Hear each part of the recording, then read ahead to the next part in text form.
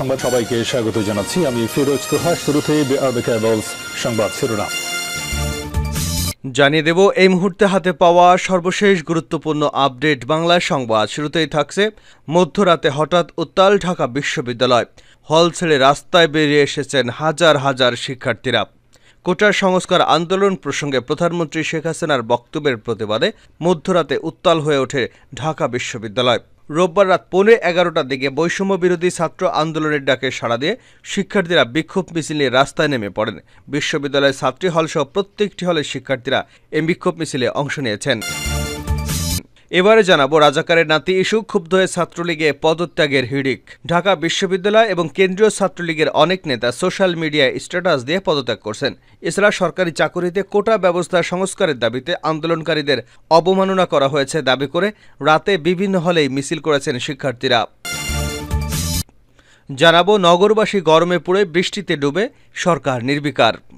Dummy সরকারের ব্যর্থতায় শুধু দেশের অর্থনীতি বিপন্ন হচ্ছে না, নাগরিক জীবনে নেমে এসেছে ভয়াবহ বিপর্যয়। একদিকে দেশের 20টি জেলা বন্যা বিপর্যস্ত, অন্যদিকে ঢাকাসহ বিভাগীয় শহরগুলোর নাগরিকরা গরমে পড়ে এবং বৃষ্টিতে হাবুডুবু খায়। এটাই যেন তাদের নিয়তি। সরকার এ ব্যাপারে সম্পূর্ণ নির্বিকার। এদিকে সাবেক রাষ্ট্রপতি এইচ.এম. এরশাদের মৃত্যুবার্ষিকী পালিত। সাবেক রাষ্ট্রপতি ও জাতীয় পার্টির প্রতিষ্ঠাতা চেয়ারম্যান পল্লীবন্ধু হুসেইন মোহাম্মদ এরশাদের পঞ্চম মৃত্যুবার্ষিকী রোববার বিভিন্ন কর্মসূচির মধ্য দিয়ে পালিত হয়েছে। কর্মসূচির মধ্যে ছিল পার্টির কার্যালয়, দলীয় ও জাতীয় পতাকা উত্তোলন, স্মরণসভা, দোয়া মাহফিল এবং দুস্থদের মাঝে খাবার বিতরণ। জানিয়ে দেব কোটা আন্দোলনে স্বাধীনতা বিরোধী অপশক্তি ভর করেছে। আপিল বিভাগের আদেশের পরে হাইকোর্টের বিভাগের রায়ের কোনো কার্যকারিতা বর্তমানে নেই এবং এরপরও শিক্ষার্থীদের আন্দোলন চলমান থাকার যৌক্তিকতা নেই বলে জানিয়েছেন আওয়ামী লীগের সাধারণ সম্পাদক এবং সড়ক পরিবহন ও সেতুমন্ত্রী ওবায়দুল কাদের। তিনি বলেছেন, এই আন্দোলনের উপর মহান মুক্তিযুদ্ধের চেতনা এবং স্বাধীনতা বিরোধী অপশক্তি ভর করেছে। এবং সর্বশেষ জানাবো আন্তর্জাতিক সংবাদ। আবারও 8 দিনের রিমান্ডে পাকিস্তানের সাবেক প্রধানমন্ত্রী ইমরান খান এবং তার স্ত্রী বুশরা বিবি। অবৈধ বিবাহ ও ইদ্যত মামলায় জামিন পাওয়ার একদিনেরও কম সময়ের মধ্যে এমন রায় এলো পাকিস্তানের সাবেক প্রধানমন্ত্রী এবং তার স্ত্রীর বিরুদ্ধে। জানা গেছে, অবৈধ বিবাহ মামলায় জামিন পাওয়ার পরে জাতীয় অ্যাকাউন্টেবিলিটি তোষাখানার নতুন এক মামলায় তাদের গ্রেপ্তার দেখানো হয়েছে।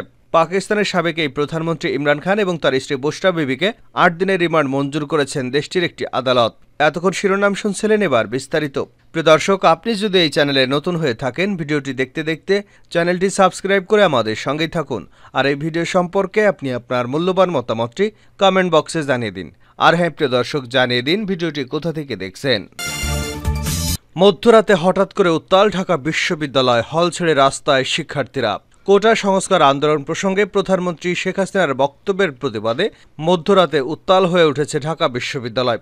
রোববার রাত 11:15টার দিকে বৈষম্য বিরোধী ছাত্র আন্দোলনের ডাকে সাড়া দিয়ে শিক্ষার্থীরা বিক্ষোভ মিছিলে রাস্তায় নেমে আসেন।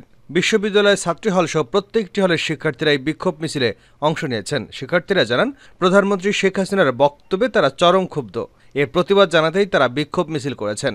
রোববার বিকেলে চীন সফর শেষে গণভবনে অনুষ্ঠিত সংবাদ সম্মেলনে সরকারি চাকুরিতে মুক্তিযোদ্ধা কোটা নিয়ে প্রশ্ন তোলায় কঠোর সমালোচনা করেন প্রধানমন্ত্রী শেখ হাসিনা। বলেন, বীর মুক্তিযোদ্ধাদের বিরুদ্ধে তাদের এত ক্ষোভ কেন? মুক্তিযোদ্ধাদের নাতিপুতিরা চাকরি পাবে না তো কি রাজাকারের নাতিপুতিরা চাকরি পাবে? এটি দেশবাসীর কাছে আমার প্রশ্ন। সরজমিনে দেখা যায়, বিশ্ববিদ্যালয়ের রোকেয়া হল, শামসুন নাহার হল, কবি জসিমউদ্দিন হল, বঙ্গবন্ধু হল, জিয়াউর রহমান হল সহ বিজ্ঞান অনুষদের হলগুলোর কয়েক হাজার শিক্ষার্থী ক্যাম্পাসে বের হয়ে বিক্ষোভ শুরু করেন। এ সময় তুমি কে আমি কে, রাজাকার রাজাকার স্লোগান দিতে শোনা যায়। এদিকে মিছিলে যোগ দেওয়া ঠেকাতে বিশ্ববিদ্যালয় হাজী মোহাম্মদ মহসিন হল, মাস্টারদা সূর্য সেন হল, বিজয় 71 হল, শহীদ সার্জেন্ট জহুরুল হক এবং FM হলের শিক্ষার্থীদেরকে আটকে রাখার চেষ্টার অভিযোগ উঠেছে হলগুলোর ছাত্রলীগ নেতাদের বিরুদ্ধে। কিন্তু অন্যান্য হলের শিক্ষার্থীরা এই হলগুলোর মূল ফটকে তালা ভেঙে আগ্রহী শিক্ষার্থীদের উদ্ধার করে মিছিলে সংযুক্ত করে। বিক্ষোভ কর্মসূচিতে অংশ নেওয়া এক শিক্ষার্থী বলেন, সূর্য সেন হল, মহসিন হল, 71 হল এবং AF রহমান হল ও সার্জেন্ট জহুরুল হক হলে আটকে রাখা শিক্ষার্থীদের উদ্ধার করা হয়েছে এবং মিছিলে যুক্ত করা হয়েছে। জহুরুল হক হলের টিভি রুমে শিক্ষার্থীদের আটকে রাখা হয়েছিল। বৈষম্য বিরোধী ছাত্র আন্দোলনের সহসমন্বয়ক রিফাত রশিদ বলেন, বিজয় 71 হল গেট বন্ধ রাখা হয়েছিল। সেখানে আটকে রাখা শিক্ষার্থীদের উদ্ধার করতে গেলে বৈষম্য বিরোধী ছাত্র আন্দোলনের অন্যতম সমন্বয়ক আসিফ ভাইয়ের উপর হামলা করে ছাত্রলীগ। আন্দোলনে অংশ নেওয়া আরেক শিক্ষার্থী বলেন, দেশের অধিকাংশ মানুষ বীর মুক্তিযোদ্ধা কোটা সহ কোনো কোটা চায় না। দেশের মানুষ চায় মেধার মাধ্যমে সরকারি চাকুরিতে নিয়োগ হোক। রাজাকারের নাতি ইস্যুক ক্ষুব্ধ হয়ে ছাত্রলীগে পদত্যাগের হিড়িক। ঢাকা বিশ্ববিদ্যালয় কেন্দ্রীয় ছাত্রলীগের অনেক নেতা সোশ্যাল মিডিয়ায় স্ট্যাটাস দিয়ে পদত্যাগ করেছেন। এছাড়া সরকারি চাকুরিতে কোটা ব্যবস্থা সংস্কারের দাবিতে আন্দোলনকারীদের অবমাননা করা হয়েছে বলে দাবি করে রাতে বিভিন্ন হলে বিক্ষোভ মিছিল করেছেন শিক্ষার্থীরা। রোববার রাতে হলপাড়া হিসেবে পরিচিত কবি জসিমউদ্দিন হলের মাঠ এলাকায় শিক্ষার্থীরা মিছিল করেছেন। ছাত্রী হলগুলোতেও মিছিল হচ্ছে। রাত 11:15 পর্যন্ত ছাত্রলীগ থেকে 3 নেতা পদত্যাগ করেছেন। তারা হলেন ঢাকা বিশ্ববিদ্যালয়ের সামাজিক বিজ্ঞান অনুষদ শাখার গণযোগাযোগ ও উন্নয়ন সম্পর্ক মাসুম শাহরিয়ার, শিক্ষা ও গবেষণা ইনস্টিটিউট শাখার মুক্তিযোদ্ধা এবং গবেষণা বিষয়ক উপসম্পাদক রাতুল আহমেদ ওরফে শ্রাবণ এবং আইন অনুষদ শাখার গ্রন্থনা এবং প্রকাশনা সম্পাদক আশিকুর রহমান ওরফে জিম। তারা ফেসবুকে পোস্ট দিয়ে পদত্যাগ করেছেন। এদিকে প্রতিবাদের অংশ হিসেবে রাতে টিএসসি রাজু ভাস্কর্য থেকে মশাল মিছিল কর্মসূচির ডাক দিয়েছে একদল শিক্ষার্থীরা। তাদের একজন বলেন, আবাসিক হলগুলোর সামনে হল শাখা ছাত্রলীগের শীর্ষ পদপ্রত্যাশীরা অবস্থান নিয়ে শিক্ষার্থীদের প্রতিবাদে যোগ দিতে বাধা দিচ্ছেন, কিন্তু বাধা দিয়ে কাজ হবে না। শিক্ষার্থীরা হলগুলোর ফটকে জড়ো হচ্ছেন। প্রয়োজনে হল ফটক ভেঙে শিক্ষার্থীরা বের হয়ে আসবেন। কোটা সংস্কারের দাবিতে আন্দোলনকারী শিক্ষার্থীদের প্ল্যাটফর্ম বৈষম্য বিরোধী ছাত্র আন্দোলনের সমন্বয়ক রিফাত রশিদ অভিযোগ করেন, বিজয় 71 হলের ফটকে ছাত্রলীগ নেতা কর্মীরা আন্দোলনকারীরা শিক্ষার্থীদের আটকে রেখেছে। এমন খবর পেয়ে তাদের বের করে আনতে গিয়েছিলেন তাদের অন্যতম সমন্বয়ক আসিফ মাহমুদ। সেখানে তার উপরেও হামলা চালানো হয়েছে। নগরবাসী গরমে বৃষ্টিতে ডুবে সরকার নির্বিকার, এবি পার্টি। ডামি সরকারের ব্যর্থতা শুধু দেশের অর্থনীতি বিপন্ন হচ্ছে না, নাগরিক জীবনে নেমে এসেছে ভয়াবহ বিপর্যয়।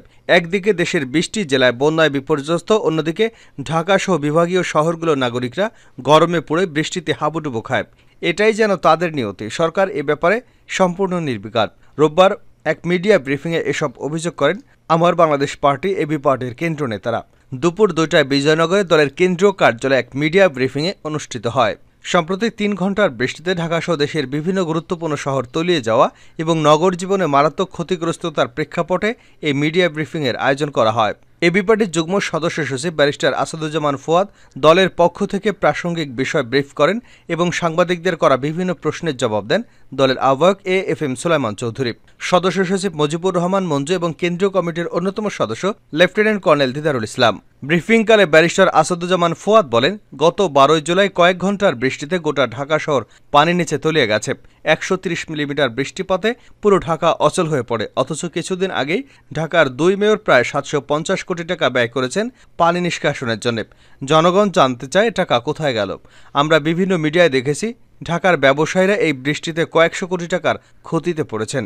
বিশেষ করে নিউ মার্কেট, পুরান ঢাকা এবং মিরপুর ও সেগুনবাগিচা সহ ঢাকার অধিকাংশ এলাকার ব্যবসায়ীদের গোডাউনে মজুদ দ্রব্য নষ্ট হয়ে গেছে। তিনি বলেন, আমরা চট্টগ্রাম সিটি কর্পোরেশনেও দেখেছি প্রায় 1.3 বিলিয়ন মার্কিন ডলার ব্যয় করে পানি নিষ্কাশনের জন্য, কিন্তু বৃষ্টি হলে দেখা গেল মেয়র সাহেব নিজেই পানির কারণে বাসা থেকে বের হতে পারছেন না।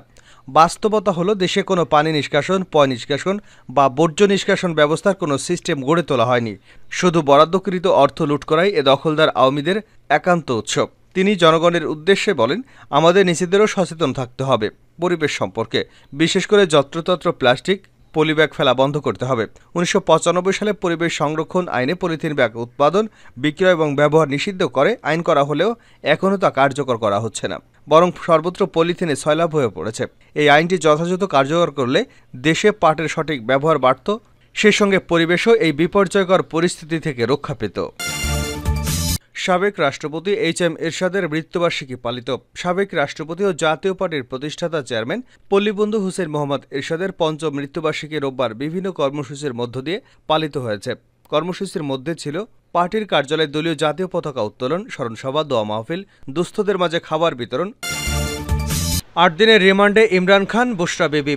পাকিস্তানের সাবেক প্রধানমন্ত্রী ইমরান খান এবং তার স্ত্রী বুশরা বেবিকে 8 দিনের রিমান্ড মঞ্জুর করেছেন দেশটির একটি আদালত। তোষাখানা নতুন এক মামলায় তাদের রিমান্ড দেওয়া হয়েছে। অবৈধ বিবাহ বা ইদ্যত মামলায় জামিন পাওয়ার 1 দিনেরও কম সময়ের মধ্যে এমন রায় এলো। জানা গেছে, অবৈধ বিবাহ মামলায় জামিন পাওয়ার পরই জাতীয় অ্যাকাউন্টেবিলিটি ব্যুরো তোষাখানা নতুন এক মামলায় তাদের গ্রেপ্তার করেছে। তোষাখানা উপহার পাওয়ার ক্ষেত্রে ক্ষমতার অপব্যবহারের জন্য আদিয়ালা কারাগারে উপপরিচালক মহসিন হারুনের নেতৃত্বে দুর্নীতি বিরোধী নজরদারির একটি দল এই দম্পতিকে গ্রেপ্তার করে। আদালতের আদেশ অনুযায়ী ন্যাপ আদিয়ালা কারাগারে তাদের জিজ্ঞাসাবাদ করবে। আগামী 22 জুলাই তাদেরকে আদালতে উপস্থিত করা হবে। শনিবার অবৈধ বিয়ে এবং ইদ্যত মামলা থেকে অব্যাহতি পান ইমরান খান এবং তার স্ত্রী বুশরা বিবি। দেশটির একটি আদালত তাদের অব্যাহতি দিয়ে রায় ঘোষণা করেন। গত বছর বুশরা বিবির সাবেক স্বামী খাওয়ার মানেকা এ মামলা করেছিলেন। তার অভিযোগ ছিল ইমরান খানকে বিয়ে করার আগে ইসলামিক আইন অনুসারে তালাকের পরে প্রয়োজনীয় 3 মাসের বিরতি পালন করেননি বুশরা।